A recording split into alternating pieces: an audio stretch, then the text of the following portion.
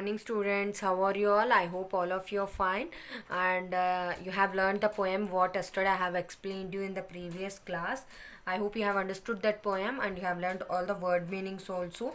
Now today we are going to learn some more things of your poem. So let's start doing the exercise complete. Let's try one. We are going to start the let's try one today. We'll see the questions properly, listen to the words what I am pronunciating. Okay, so match the words with its meanings. Means they have given here the words, you have to match these words with the given meanings here. So this is the match the following.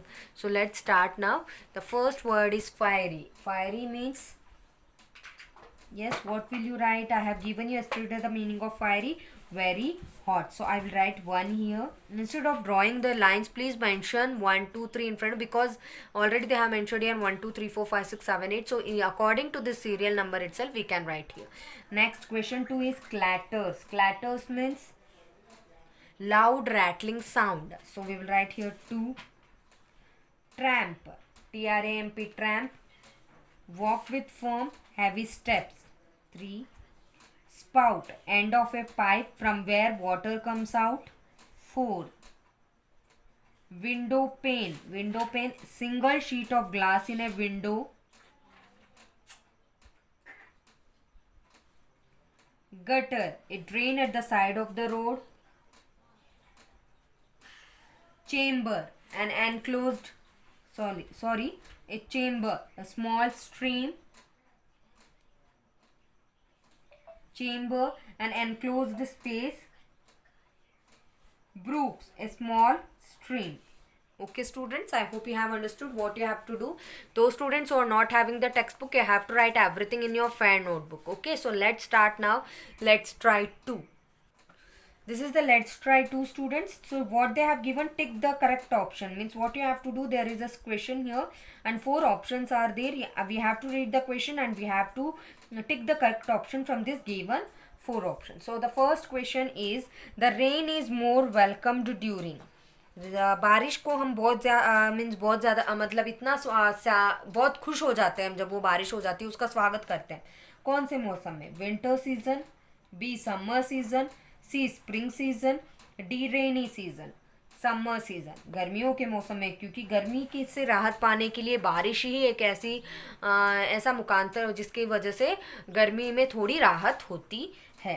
Next, second, the broad street is called fiery because the heat of the summer sun has made the street hot. The continuous traffic has made the street fiery.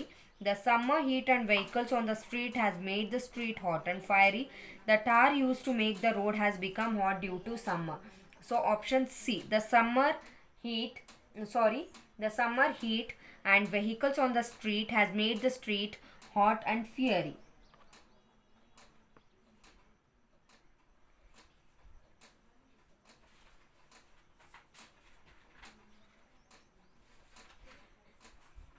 Next, the poetic device used by the poet in the line how it clatters along the roof is. Clatters is a onomatopoeia.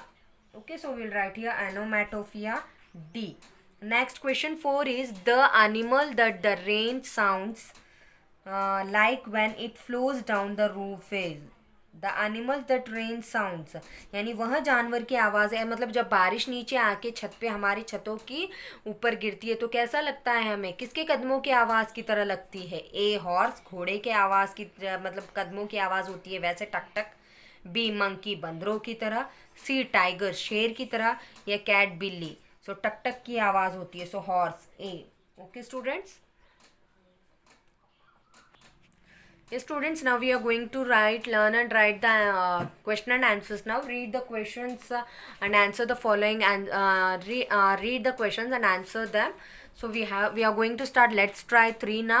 The first question is, write the name of the poem and the poet. आपको क्या करना है यहाँ पे?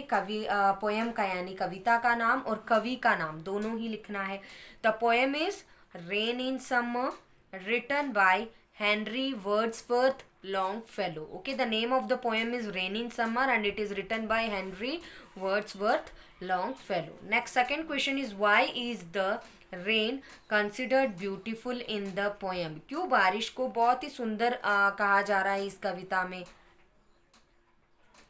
The rain is considered beautiful because it brings in coolness in the atmosphere and relief after the intense heat and dust of summer. यहाँ पे बारिश को सुंदर कहा जा रहा है, बहुत ज़्यादा सुंदर कहा जा रहा है, घोषित किया जा रहा है. क्यों कहा जा रहा है? क्योंकि जब बारिश आ जाती है तो मौसम में, एटमॉस्फेयर में, वातावरण में क्या होता है? ठंडक पैदा और ठंड हो जाती है ना. एटमॉस्फेयर बहुत ठंडा हो जाता है और इसके साथ साथ बहुत गर्मी, मतलब बहुत ज़्यादा गर्मी जो थी उसमें क्या हो जाता है, थोड़ी हमें रिलीफ मिलती है, यानी आराम मिलता है उस गर्मी से कि हाँ भाई बारिश हो गई तो अब ठंड लगने लगी है. क्योंकि हमें जब गर्मी बहुत ज़्यादा हो जाती है तो हम उस गर्मी से परेशान हो जाते हैं. जैसे बारिश होती है तो कैसा लगता है? बहुत अच्छा लगता है. एंड डस्ट ऑफ समर, और जो गर्मियों के मौसम में जो ये धूल उड़ती है उस धूल की वजह से भी हम बहुत ज़्यादा परेशान होते हैं. तो इन सब चीज़ों में हमें एक रिलीफ मिलता है, यानी आराम मिलता है. Question 3, why is the rain a blessing to the sick man? क्यों एक बारिश जो है बीमार आदमी के लिए एक आशीर्वाद का रूप है? The rain is a blessing, क्योंकि जब बारिश हुई तो वो जो बीमार व्यक्ति था उसे उसकी जो बुखार थी जो बहुत ज़्यादा हाई थी और जो गर्मी इतनी अधिक हो रही थी कि वो बहुत ज़्यादा बीमार पड़ता जा रहा था. तो बारिश एक ऐसी चीज़ थी जो बाहरी ठंड की वजह से, जब बारिश जैसे ही आती है तो बाहरी ठंड की वजह से वो व्यक्ति भी अपने आप को ठंडा महसूस करने लगा और उसकी जो बुखार थी वो धीरे धीरे कम होने लगी, है ना. So let's start. The rain is a blessing to the sick man because he has high fever and the heat was making him hotter and sicker.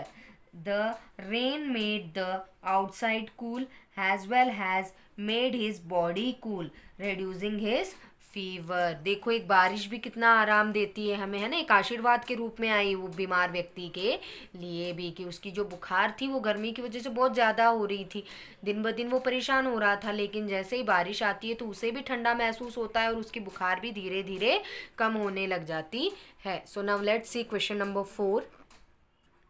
Question 4 is the poet describes a heavy shower in the poem. यहाँ पे कवि ने वर्णन किया एक heavy means जो बारिश, बहुत भारी भरकम बारिश हो रही है उसके बारे में यहाँ पे कवि ने शावर का रूप दिया है.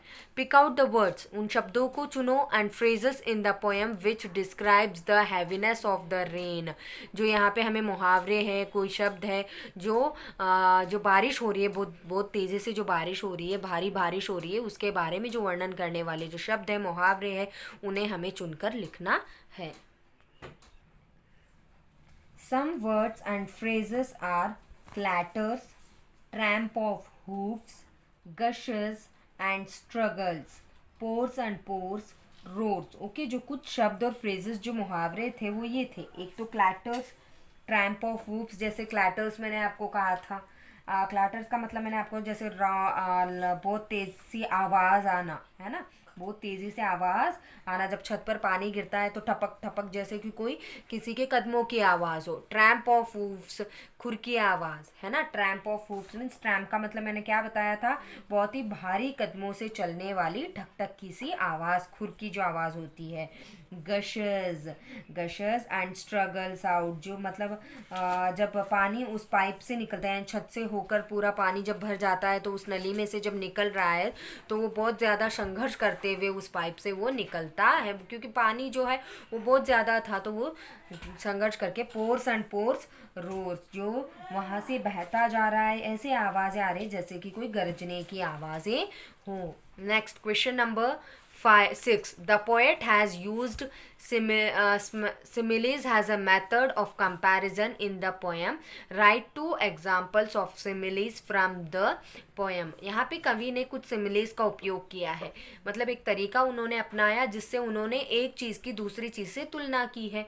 मैंने आपको सिमिली और मेटाफर के बारे में समझाया था आपके मतलब पहले वाले चैप्टर्स में. तो उन्हीं से रिलेटेड जो सिमिलीज होते हैं वो एक चीज़ से दूसरी चीज़ की तुलना की जाती है ना. और मेटाफर जो होते हैं वो डायरेक्टली उसके बारे में कहा जाता है. तो यहाँ पे सिमिलीज के लिए कहा जा रहा है, तो हमें केवल 2 उदाहरण सिमिलीज के लिखने हैं. The similes used by the poet are like the tramp of hoofs, यहाँ पे like the tramp of hoofs, यहाँ पे जो तुलना की जा रही है वो खुर की आवाज़, जो कदमों की भारी भरकम जो आवाज़ें होती है, जो कदम उनके रखे जा रहे हैं उनके आवाज़ों के बारे में बात की गई। Like a river down the gutter roars, और जो नाली की जो नाली में से ऐसे लग रहा है, जो नली में से जो पानी जा रहा है बह रहा है, ऐसे लग रहा है जैसे कि उसकी जो गरजने की आवाज़ है ऐसे लग रहा है जैसे को कोई नदी बह रही हो। I hope students you have understood this question answers. You have to learn and write. Let's try 1, let's try 2, and let's try 3 in your let's try 3 you have to write in your fair notebook. But those students who are not having the textbook, you have to write let's try 1, let's try 2, and let's try 3, all the 3 in your fair notebook. Okay, and those who are having the textbook, fill let's try 1 and let's try 2 in your textbook, and let's try 3 in your fair notebook. Have a nice day.